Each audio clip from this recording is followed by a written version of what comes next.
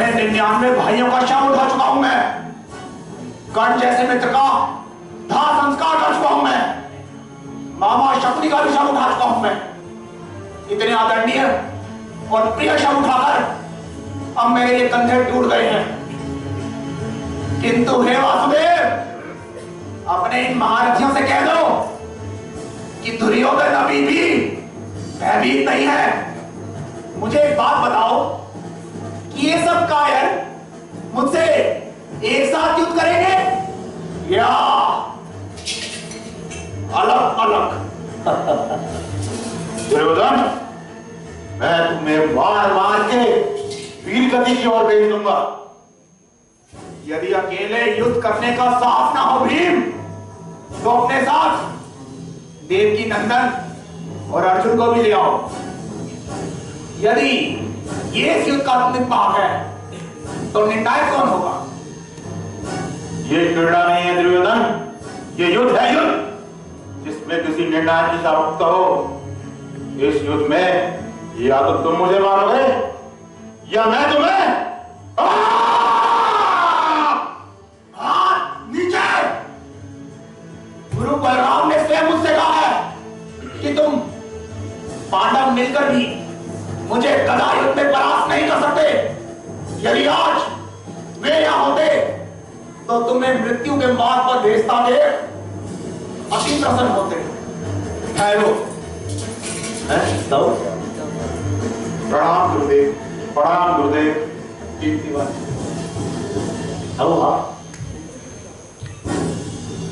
आयुष्मान, आप बड़े उचित समय पर आए। देख लो, आज आपके दोनों शिष्यों के बीच गदा युद्ध होने जा रहा है। मेरे दोनों शिष्य गदा युद्ध में स्वर्ण। दुर्योधन, तुम तो यूं ही मेरे प्रिय शिष्य, किंतु आज मैं तुम्हें विजय के लिए आशीर्वाद नहीं दे सकता। मैंने आज तक ये युद्ध विजय श्री के आशीर्वाद के बिना ही लड़ा है गुरुदेव। हाँ, यदि आप चाहें तो ये आशीर्वाद इस रसोइये भीम को दे दीजिए। चले गुरुदेव, अब ये आशीर्वाद बिना किसी आज्ञा की। यदि तुम दोनों की इच्छा है तो गदा युद्ध आरंभ करो।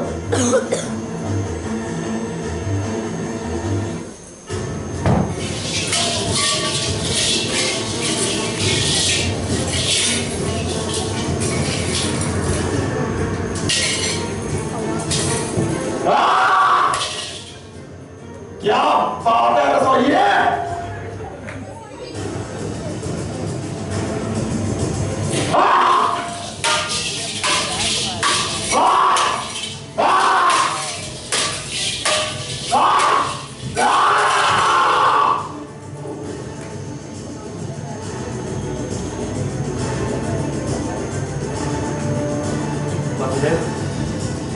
मुझे दुर्योधन का पटला भारी होता दिखाई दे रहा है। रणभूमि या पास व्यापारियों की भाषा मत बोलो। किंतु यदि युद्ध नियमानुसार करता रहा, भीम की पराजय निश्चित है। भीम के पास बाहुबल अधिक है और दुर्योधन के पास माता गांधारी का आशीर्वाद और स्फूर्ति। किंतु ये क्रीड़ा नहीं योग्य वासुदेव जानता। एक काम करो, तुम भीमसेन को उसकी प्रतिज्ञा स्मरण करा। कौन सी प्रतिज्ञा? तुम भूल गए कि हस्तिनापुर राज्यसभा में उन्होंने द्रौपदी के अपमान के उपरांत दुर्योधन के विषय में क्या प्रतिज्ञा दी? उन्होंने दुर्योधन की गदा जंगा तोड़ने की प्रतिज्ञा दी। हाँ, स्मरण। किंतु ये गदा युद्धेव केशव। अच्छा, और गदा जंगा तक जा ही नहीं सकती। तो क्या भीमसेन दुर्योधन की शर्त जंगा तोड़ेंगे? हाँ, तो मुझे उनकी प्रतिज्ञा स्मरण करा दो कि वो जाने उनका। नहीं केशव, मैं ऐसा नहीं कर सकता। ठीक है, फिर दोनों मिलकर युद्ध ही देखते। अद्भुत।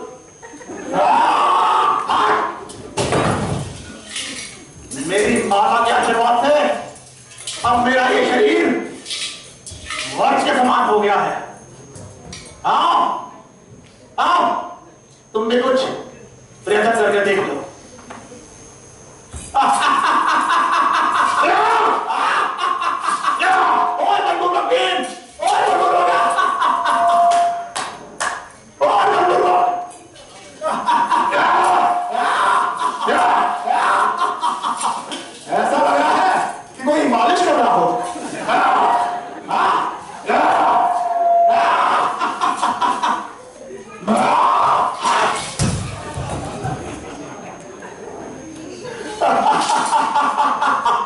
महाबली भीम।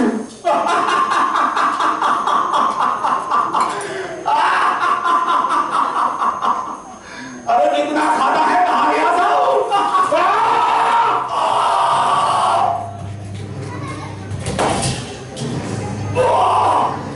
अरे क्या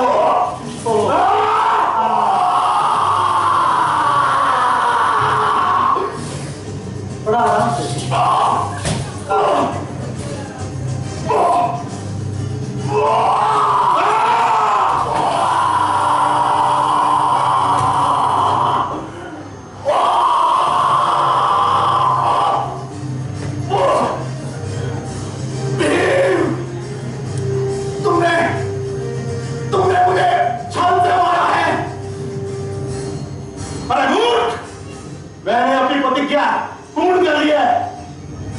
ये वही झंडा है ना जिस पर तू द्रौपदी को बचाना चाहता था?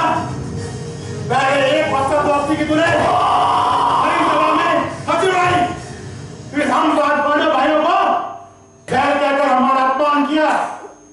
उस अपमान का फल भोग ले आज। हम भाइयों ने कभी भी किसी से कोई छल कपट नहीं किया, ना जुआ खेला और ना ही कभी आग में जलाने का प्रयास किया, और ना ही कभी किसी से कोई छल किया। केवल केवल केवल अपने बातों से शत्रुओं को बचाना है। आज देखो तो पांडवों का तो इसी गति को प्राप्त हो चुके हैं, और ये सब द्रौपदी की तपस्या का फल है। आज तुमने अपने गुरुजनों का अपमान किया है दुष्ट। क्या आचार्य द्रोण और स्वयं मैंने तुम्हें शिक्षा नहीं दी थी कि गदा युद्ध कमर के नीचे नहीं करता। अरे मूर्ख, पीड़ा तड़पा दुर्योधन नहीं, ये तेरे गुरु की मर्यादा खर्च पड़ी है। केवल केवल तेरे रक्त का तेले भी टिक कर सकता है। दुर्योधन, तुम कुछ समय और जीवित रहो। इस भीम की विशाल छाती को अपने हाथ में विदीर्ण कर क्या मैं डालूंगा उसमें, और सींचू को उसी के रक्त से भीम। हट जाओ कन्हैया, हट जाओ कन्हैया। आप पहले मेरी बात समझिए। क्या तुम? हाँ? फिर आप जो कहते हैं कि मैं उसका पालन करूं। अरे क्या करोगे तुम? क्या करोगे तुम? हाँ? और तुम कभी कर सकते हो? मैं जानता था तुम बीच में कोई न कोई किंतु परंतु अवश्य लाओगे, और तुम भी ये जान लो कि तुम इस भीम को आजीवित नहीं बचा सकते। मेरे हाथों मेरी बात सुन लीजिए दाऊ, अपने क्रोध को नियंत्रण में रखिए। पहले वो सुन लीजिए जो आपका शिष्य आपसे कहना चाहता है। हाँ, क्या करे हलदर, हो प्रसन्न, कृपा करे। भीमसेन ने तोड़ युद्ध के नियमों को तलवार से कुचल दिया है मेरी जंघाओं को। इसीलिए मैं अपने दोनों हाथों से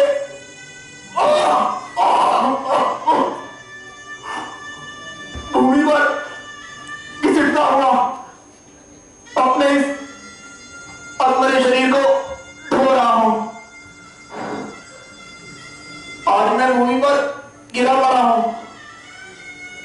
सिर झुका है मेरा चरणों में आपके, ताकि गुरुवंश के मित्रों को जन्म प्रदान करने वाले ये पांडव जीवित रह सके।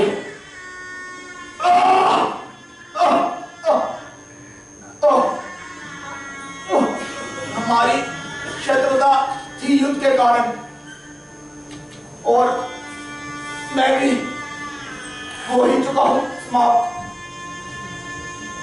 भीम ने अपनी प्रतिज्ञा कर ली है पूरी। 99 भाई भी चले गए हैं स्वर्ग में मेरे, और मैं भी पहुंच गया हूं इस दीन दशा में। इसीलिए हे बलराम, अब इस युद्ध का क्या काम? मेरी आंखों के सामने छला गया है तुम्हें, इसलिए चढ़ा है क्रोध मुझे। तो छला ही क्या हूं केवल मैं भीमसेन से?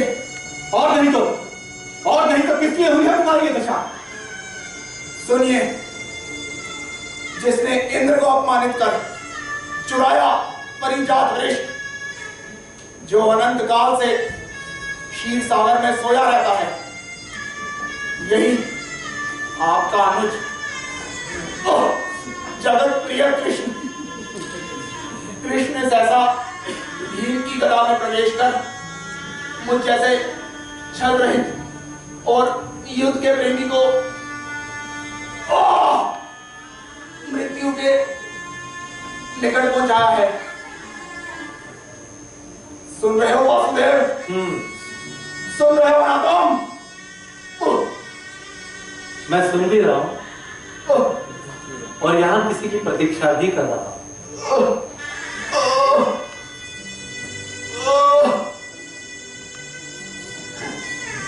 अरे माता गांधारी जैसी हो रही है। उनके मुख को देखकर ऐसा लगता है जैसे शोक से हृदय द्रवीभूत हो चुका।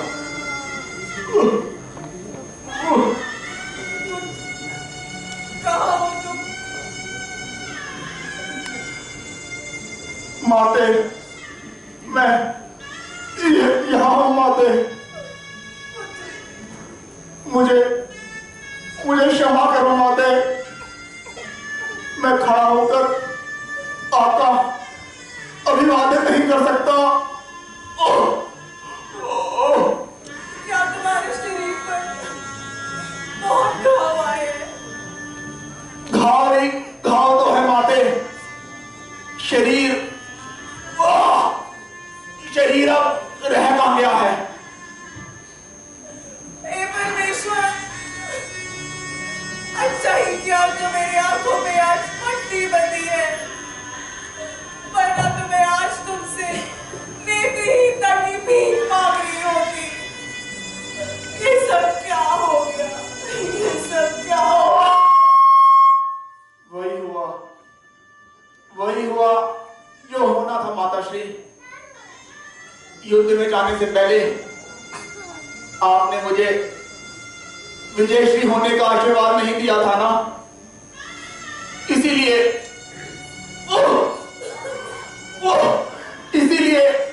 मैं विजयी नहीं हुआ। आपने तो केवल आयुष्मान भव ही कहा था। तो देख लीजिए आज आपका ये पुत्र जीवित है। हर पल मृत्यु की प्रतीक्षा कर रहा है। ऐसा मत कहो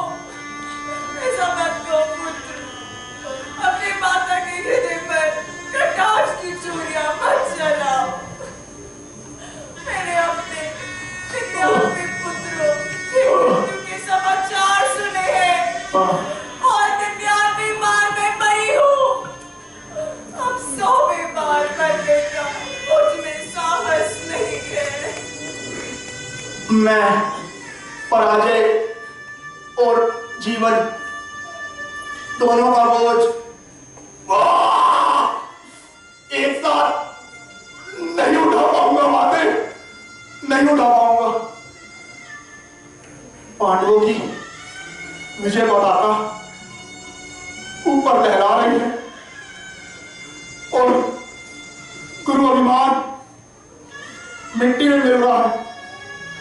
मैं ये कदापि नहीं देख पाऊंगा माते, कदापि नहीं देख पाऊंगा। मैं अपना गौरव लूटने और पांडवों की जय जयकार का शोर कभी सहन नहीं कर पाऊंगा माते, कभी सहन नहीं कर पाऊंगा। यदि आपके मन में मेरे लिए लेश मात्र भी प्रेम है तो प्रार्थना कीजिए, प्रार्थना कीजिए।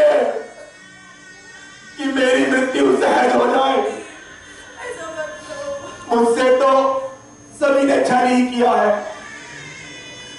विधाता ने, अपनों ने, परायों ने।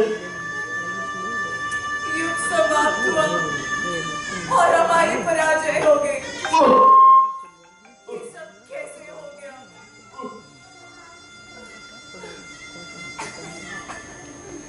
कैसे हो गया पुत्र? तुम तो कहते थे तुम्हें कोई भी परास्त नहीं कर सकता। क्या नहीं था तुम्हारे पास? सेना, साहस, साधन, सब कुछ तो था। पितामह भीष्म, गुरु द्रोणाचार्य, कृपाचार्य, पराक्रमी कर्ण, अश्वत्थामा, सब कोई तुम्हारे साथ था। कौन नहीं था? संसार के महानतम और शूरवीर योद्धा तुम्हारे साथ थे। तुम्हारी पराजय तो हो ही नहीं सकती थी। फिर भी अब समझी, ये सब उस गिरधर का करा धरा है। जानती हो उसकी शक्तियों को और उसके चमत्कारों को। जानती हो कि गुरु सभा में द्रौपदी की मर्यादा का रक्षण वासुदेव ने ही किया था। किंतु इतनी शक्ति होते हुए भी क्यों ये युद्ध होने दिया वासुदेव? क्यों? सुनो वासुदेव, सुनो, इस माता के हृदय में चल रहे टाटव को सुनो। अब तो तुम्हारे हाथ की कठपुतलियां है ना? फिर क्यों इतना भयानक नृत्य करवाया हमसे?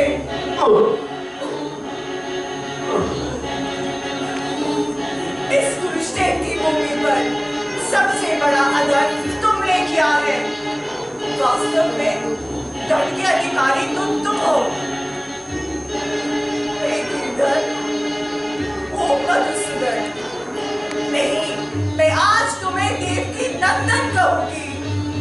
हे देवकी नंदन, ये तो तुम्हें क्या नहीं होगा ना कि आज से 18 दिन पहले मैं 100 पुत्रों की माता थी और आज मैं एक की भी नहीं रही। 100 और 0 के बीच अंतर तो तुम जानते ही होगे ना वासुदेव। वे शब्द तो पहचानते होगे, वे मेरे पुत्रों के शब्द थे। अब की बार जब तुम द्वारका जाओगे ना द्वारका, तो देवकी से पूछना कि कोख उजड़ने की पीड़ा क्या होती है। एक जन्म पीड़ा से भी अधिक होती है। वे अपने पुत्रों पर रो चुकी है। वे मेरी पीड़ा जरूर समझेगी और वो ये भी समझेगी कि मैं आज तुम्हें ये शाप क्यों दे रही हूँ। वासुदेव कृष्ण, इस युद्ध का कारण केवल तुम हो। यदि तुम चाहते तो इस युद्ध को रोक सकते थे। यदि तुम चाहते तो ये युद्ध ही ना होता। हे जगन्नाथ, मैं शिव भक्तिनी का धारी आज तुम्हें ये शाप देती हूँ कि मेरे ही परिवार की भांति तुम्हारी यदुवंश का भी विनाश होगा। जिस तरह मेरा हस्तिनापुर आज शोक में डूबा हुआ है, उसी तरह तुम्हारी द्वारका भी समुद्र में डूब जाएगी। तुम्हारी द्वारका के स्वर्ण भवन समुद्र के भीतर अग्नि में पिघल जाएंगे और तुम वासुदेव, तुम उस समय कुछ नहीं कर पाओगे, कुछ भी नहीं। ये एक माता के हृदय से निकला हुआ शाप कभी विफल नहीं होगा, कभी विफल नहीं होगा। माते, ये आपने क्या किया माते? वासुदेव के उपकारों का इतना भयानक फल, अरे इससे अच्छा तो ये होता कि आप हम पांडवों को श्राप दे देती, किंतु वासुदेव को श्राप देकर आपने समग्र विश्व को अनाथ कर दिया। होगा, आपके मुख से निकला हुआ प्रत्येक शब्द यथार्थ एक दिन सत्य घटित होगा, किंतु ये सब आपके कहने से नहीं, अभी तो मेरी इच्छा से हो। मुझे एक बात बताइए, विचार करने वाली बात कि आपके जैसे तपस्विनी स्त्री आज इस आधुनिक संसार में दूसरी और कोई नहीं, फिर क्यों व्यर्थ में आप अपनी दुर्लभ तपस्या के फल को नष्ट करना चाहते हैं? हाँ? आपके अपराध के कारण कौरवों का विनाश हुआ है। आपका ये पुत्र दुर्योधन दुरात्मा एवं अभिमानी था। आपने उसे अगवा बनाकर जो अपराध किया है, क्या आप उसे अच्छा समझती हैं? हाँ? माते, अपने किए हुए दोषों को यहां मुझ पर कैसे लादना चाहती हैं आप? पट्टी खोलिए, वंश के वंश मिट गए, भाइयों ने भाइयों को बर्बरता से काटकर फेंक दिया, आदर्श और सिद्धांत लहूलुहान हो गए, कुरुक्षेत्र का चप्पा चप्पा लाशों के ढेर से ढक दिया गया, रणभूमि का कण कण मानव रक्त में नहाया गया। ये युद्ध, महाभारत का ये युद्ध जिसके लिए आप मेरे समक्ष खड़ी होकर आज विलाप कर रही हैं, इस युद्ध का परिणाम तो था दुर्योधन के अन्याय और अत्याचार का, अभिमान और दुराचार का। उसी ने अपने भाइयों को उनका उचित अधिकार न देकर इस युद्ध की ज्वाला भड़काई थी। मुझे एक बात बताइए, युद्ध इतिहास में कितनी बार हुए? चलो, सहस्त्र सैनिक अकारण काल के ग्रास में समा। अरे युद्ध तो तब श्रेष्ठ होता है माता, जब उसका लक्ष्य एक महान शांति हो, न कि किसी मिथ्या अभिमान की पूर्ति। मैंने इस विनाश को रोकने का निमंत्रण दिया था, मैंने मित्रता का हाथ आगे बढ़ाया, दुर्योधन ने उसे ठुकरा दिया। मैं संधि प्रस्ताव लेकर गया, उसने उसे ठुकरा दिया। मैंने शास्त्र से समझाने का प्रयास किया, किंतु इसने वाह शस्त्र उठा लिया। दुर्योधन, तुम्हें युद्ध चाहिए था ना? लो, परिणाम स्वरूप मैंने तुम्हें युद्ध दिया। हाँ, तो अब क्या तुम मेरे साथ मेरे 99 भाइयों की वीर गति पर शोक प्रकट करोगे वासुदेव? तुम्हें नहीं लगता ये प्रश्न तुम्हें अपने आप से पूछना चाहिए कि मैं तुम्हारे साथ साथ तुम्हारे 99 भाइयों पर शोक प्रकट करूं? मेरा दुशासन राजनीति नहीं था कृष्ण, मेरा दुर्योधन भी राजनीति नहीं था, और ना ही मेरे अन्य पुत्र राजनीति थे। वे सब मेरे पुत्र थे। आप ही के तो पुत्र थे माता, आप ही के तो पुत्र थे जो महाराज धृतराष्ट्र की राजनीति की चौसार पर गोटियों की बाती जिए। 8, 9, 10, 12। पहले तो उन्होंने पांडवों का राज्य छीना, फिर उनकी संपत्ति छीन ली और भेज दिया वन में पशुओं के साथ रहने के लिए। अंततोगत्वा वो भी छीन लिया जो राष्ट्र एवं समाज की नींव होती है। एक नारी का सम्मान, वस्त्र तक नहीं छोड़े उसके। हाँ माते, ये कदापि मत भूलिए, ये दाव उन्होंने लगाया था जिसे आज वे हार चुके हैं। मुझे लगता है वैसे भी आपको अब तक तो ध्यान हो जाना चाहिए कि द्यूत में और युद्ध में जय पराजय का चक्र सदा से चलता आया है। ये तुम क्या कह रहे हो कन्हैया? जिस युद्ध में इनके 100 पुत्र वीर गति को प्राप्त हो गए, उसे तुम्हें खेल क्या रहे? अरे तुम्हारी छाती में हृदय विस्तार में कोई नीति ग्रंथ है क्या? क्या यही है तुम्हारा धर्म? धर्म की व्याख्या आप क्यों की जा रही है दाऊ? अब क्यों धर्म पर प्रवचन छेड़े जा रहे हैं? हाँ? और आप किस धर्म की बात कर रहे हैं? पुत्र भीष्म ने जो कहा था वो धर्म नहीं था, आचार्य द्रोण ने जो कहा था वो धर्म नहीं था, महात्मा विदुर जो कहकर गए वो धर्म नहीं था, महर्षि कृपाचार्य ने जो कहा चलो सबको छोड़ो। मैंने इसी के हस्तिनापुर में आकर कहा था कि दुर्योधन मर्यादा मत तोड़ो, क्या वो धर्म नहीं था? किंतु नहीं, जिसे सत्य सुना रहा था उन्होंने अपने कान बंद कर लिए थे। जिन्हें सत्य का दर्शन कराना चाहता था उन्होंने अपनी आंखों पर पट्टी बांध दी। और इसीलिए इस युद्ध में इनके विरुद्ध युद्ध करना भी धर्म था। दाऊ, तो क्या मैं ही एक अधर्मी हूँ? क्या महाराज धृतराष्ट्र अधर्मी है जिनकी शक्तिशाली बाहु का फैलाव अपने पुत्रों के शवों को समेट ही नहीं पा रहा है? हाँ, ये आपका प्रश्न विचार करने योग्य है। सच बताओ, यदि आप और वे दोनों ही धर्म के मार्ग पर रहे होते ना, तो इस समय केवल अपने पुत्रों के शवों की चिंता न करते। कभी कभी मैं क्या सोचता हूं कि आपका और हस्तिनापुर का दुर्भाग्य कितना बड़ा है कि महाराज ने अपनी राजसभा से धक्के मरवाकर धर्म को बाहर निकाल दिया था। अंधों से सुशोभित था इस युग का राज सिंहासन माता। उन्होंने तो अपने पुत्रों की हथेलियों में महत्वाकांक्षा के अंगार थमा दिए और उनसे कहा कि लो ये अंगार नहीं, ये तो चंद्रमा है। किंतु वे भूल गए कि धर्म कभी भी किसी के मोह के अधीन होकर नहीं रह सकता, और ना ही आप अपने स्वार्थ के पिंजरे में धर्म को बांध सकते हो, क्योंकि धर्म एक कड़वा सत्य है। कड़वे सत्य के उपासक, पहले तो मैंने सोचा था कि तुम मेरे और मेरे 99 भाइयों की वीर गति पर शोक प्रकट करोगे।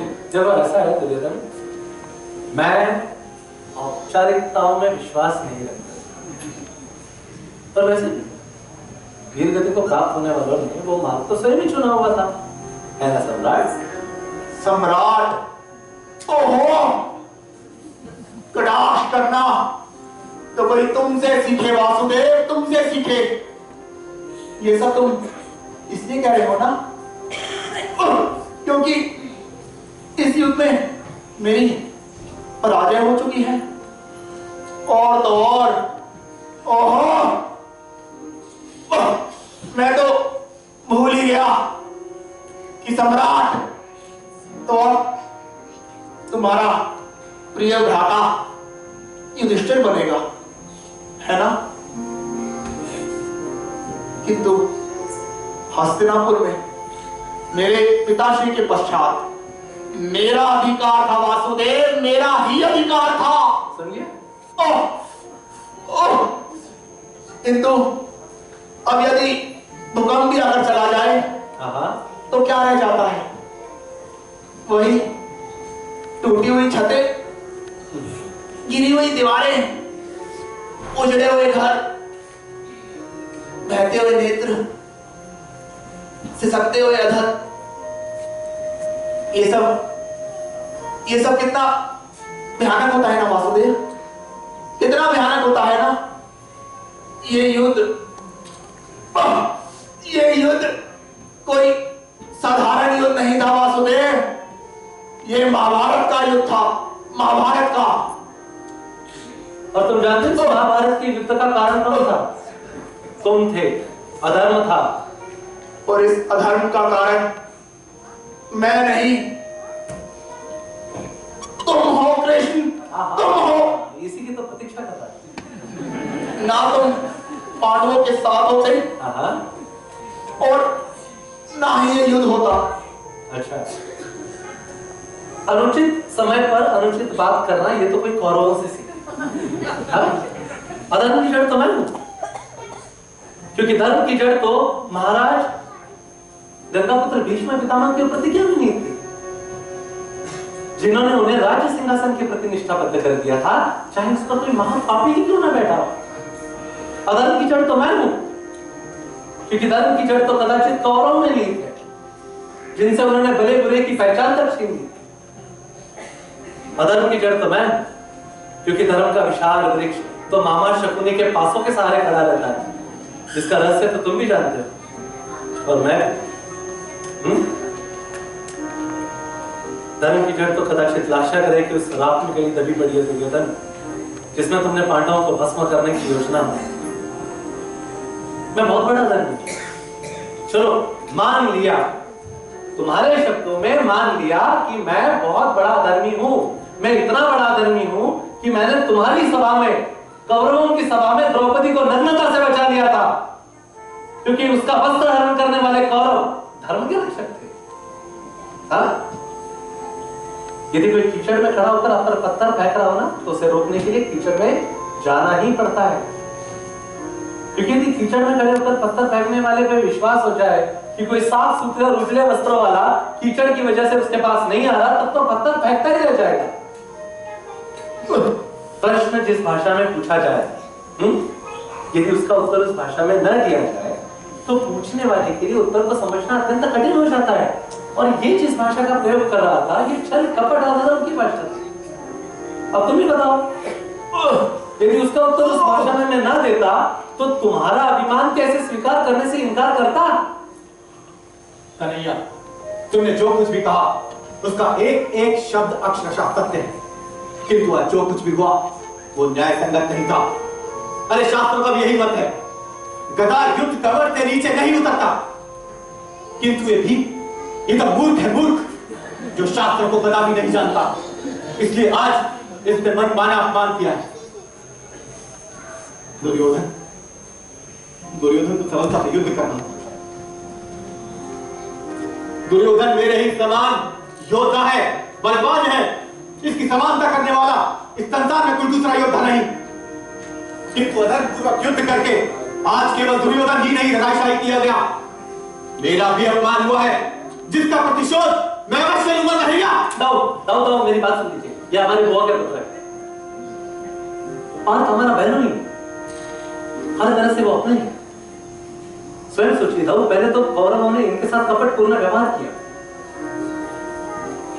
द्रौपदी वस्त्रहरण के उपरांत भीम ने प्रतिज्ञा ली थी कि वो दुर्योधन की झंडा तोड़ डालेगा। आप गांधारी सब लोग यहाँ पर जितने भी उपस्थित है कदाचित इस बात से अनजान है कि महर्षि मैत्री ने दुर्योधन को शाप दिया था।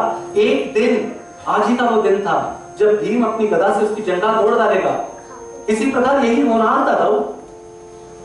प्रतिज्ञा पालन क्षत्रियों का धर्म है, इसीलिए मैं भीम का कोई दोष नहीं देखता। दाऊ, बुआ और बहन के नाते हमारा पांडवों के साथ पारिवारिक संबंध है और मित्र तो हमारे पहले से ही। मैं तब भी युद्ध के पक्ष में नहीं था और आज भी नहीं हूं। मैंने तुम्हें लाख बनाने का प्रयत्न किया, किंतु तुमने मेरी एक न सुनी। अर्जुन को गांडीव उठाने पर बाध्य किया तुमने, और आज देखो इसका परिणाम। ये महाभारत का युद्ध तो होना था दाऊ। जब पृथ्वी पर पाप बढ़ेगा, अधर्म अपना सर उठाएगा और धर्म की हानि होगी, तब तक कुरुक्षेत्र की कर्मभूमि सजेगी। आप आज की बात करें, ये युद्ध तो हर युग में हर पीढ़ी को अपनी तरह से लड़ना होगा। नारी के नारीत्व की अवहेलना करना कितना भयानक पाप होता है, इसका ज्ञान होना बहुत आवश्यक था। पर स्त्री को अपनी जान दिखाना धर्म है दाऊ। सच पूछे तो यदि ये युद्ध ना होता तो मानवता का बहुत बड़ा अपमान हो गया होता दाऊ, बहुत बड़ा अपमान हो गया। जो भी हो कन्हैया, जो भी हो, इतिहास इसका साक्षी रहेगा कि आज यदि भीम जीवित है तो केवल तुम्हारे कारण। मैं रोहिणी नंदन बलराम आज यह घोषणा करता हूं कि अधर्मपूर्वक युद्ध करने के कारण यह भीम कपटपूर्ण युद्ध करने वाला कहा जाएगा। दुर्योधन तो सरलता से युद्ध कर रहा था, अतः वो सनातन सदगति को प्राप्त करेगा। चलता हूं। कहां दाऊ? द्वारका।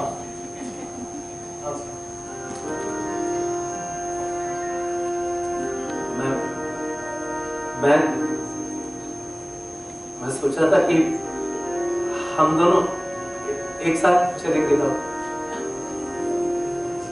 अब तुम बड़े हो गए ना कन्हैया, मेरी उंगली पकड़कर चलना छोड़ो।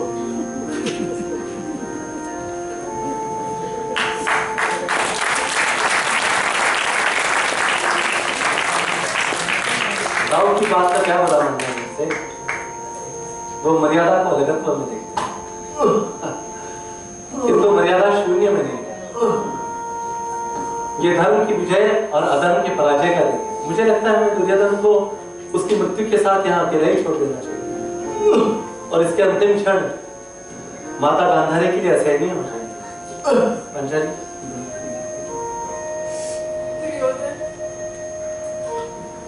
मैंने तुम्हारे लिए विश्व विजेता और विश्व सम्राट बनने का स्वप्न देखा था, परंतु आज वो स्वप्न मेरी अंधेरी आंखें संभाल नहीं सकी। पुत्र, आज वो सपना टुकड़े टुकड़े होकर मेरी अंधी आंखों से बाहर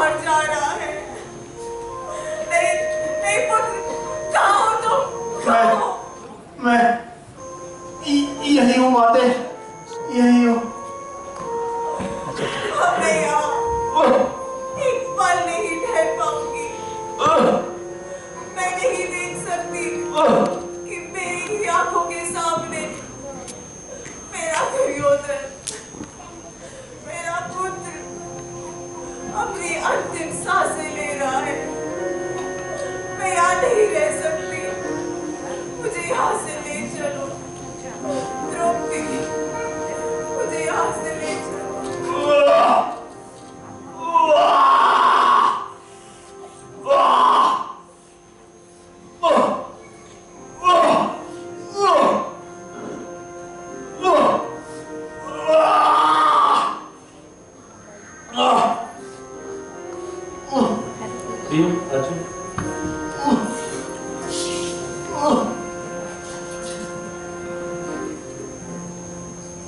कर्म की गति बड़ी न्यारी, जो जैसा होएगा वो वैसा फल पाएगा, यही तो है पिता का ज्ञान।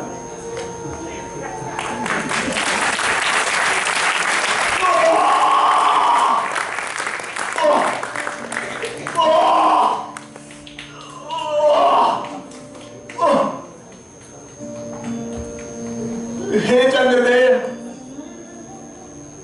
आपके वंश में इन पांडवों जैसे कायरों ने कैसे जन्म ले लिया?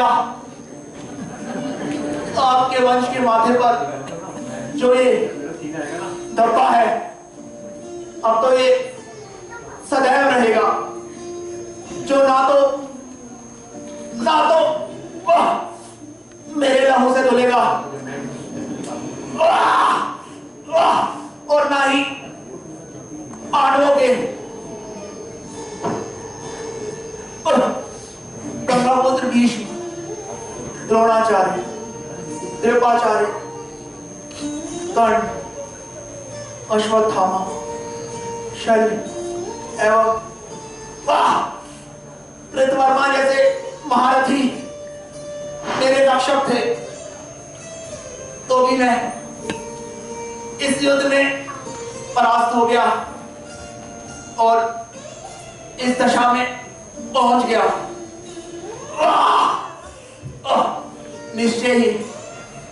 निश्चय ही काल का कोई भी उल्लंघन नहीं कर सकता, कोई भी उल्लंघन नहीं कर सकता।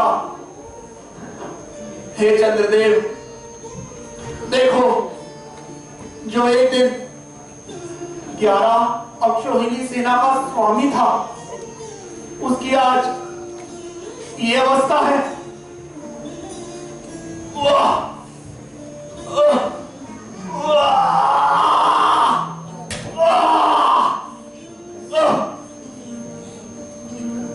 कौन? गुरुपुत्र अश्वत्थामा। हाँ, ये सब क्या है? ये घाव से बहता हुआ रक्त और ये पीड़ा, यही तो वीरों की संपत्ति है ना मित्र।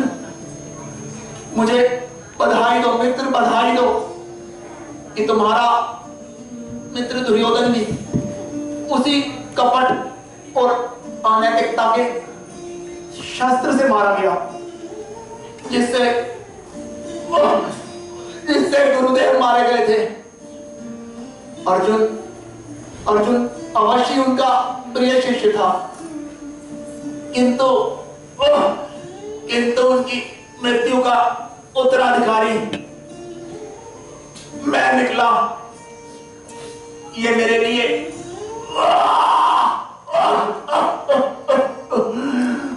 पीड़ा के नहीं, गर्व के क्षण है मित्र, गर्व के क्षण है। युद्ध में चाहे विजय हो या पराजय, मैं विजय में भी तुम्हारे साथ था मित्र, और पराजय में भी तुम्हारे साथ हूं। तुम ये ना समझो मित्र कि तुम्हारे पास अभी सेना नहीं है, मैं भी जीवित हूं। सुनो पांडवों, तुम बचे हो थोड़े ही दिनों के लिए, हर सांस में डूब रहा है जीवन तुम्हारा। मैं वो दुर्योधन नहीं जिसकी जांघें तोड़ी तुमने छल से, वो सारथी पुत्र कर्ण भी नहीं जिसके शस्त्र ऐन समय पर बेकार हो गए। मैं द्रोण पुत्र अश्वत्थामा आज इस वन पंचक में खुद लिए धनुष उखड़ा, निपट अकेला। अश्वत्थामा, ये जो कुछ भी हुआ वो मेरे असंतोष का फल था। हे कुरु सम्राट, मैं आपकी सेवा में भेंट करूंगा सच्चा सम्मान। क्या करोगे तुम? युद्ध छेड़ने के लिए सदा उत्सुक, सवार गरुड़ की पीठ पर, हाथ में चक्र और धनुष को धारण करने वाले उस चतुर्भुज स्वरूप वाले कृष्ण को पांडवों समेत अपने बाणों से नष्ट कर डालूंगा। नहीं अश्वत्थामा, नहीं, रुक जाओ। जिनका हुआ था अभिषेक, वो सारा कुरुवंश सो चुका है पृथ्वी की गोद में। कर्ण सिधार गया स्वर्ग को। भीष्म पितामह भी पड़े हैं इस धरती पर। शत्रुओं का सामना करते हुए 99 भाई भी मारे गए हैं इस युद्ध में मेरे। और